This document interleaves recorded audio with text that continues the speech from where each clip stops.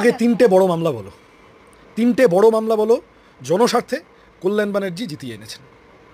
এই যে বিকাশ রঞ্জন ভট্টাচার্য এত বড় দুর্নীতির চক্র জাল ফাঁস করলেন, পরপর তিনি তার জুনিয়ররা সবাই মিলে বারবার রাজ্য সরকারকে নাকে দড়ি দিয়ে ঘোরাচ্ছেন, নাকানি চোবানি খাওয়াচ্ছেন কোর্টকে।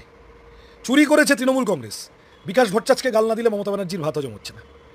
আমি এই কারণে কল্যাণ ব্যানার্জি কেমন উকিল তাই নিয়ে আমার খুব মাথা ব্যথা নেই, কিন্তু আমি বলছি যে দুর্বৃত্তদের হয়ে দাঁড়ানো একজন জনপ্রতিনিধি, এমনি এলিতেলি না, জনপ্রতিনিধি এমপি, সে নাকি বিরাট রংবাজ, অ্যাকাউন্টেবল টু পিপল, সে একটা দুর্নীতিকে দুর্নীতি জেনেও সওয়াল করতে যাবে কেন?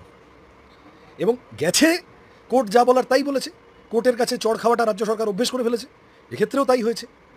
আমি আবার বললাম, উনি বেশি করে মামলায় দাঁড়ান, আমরা যারা সৎ চাকরি প্রার্থীদের পাশে আছি আমরা নিশ্চিন্ত থাকবো, যত কল্যাণ ব্যানার্জি সরকারের হয়ে দাঁড়াবেন ও হারবেই।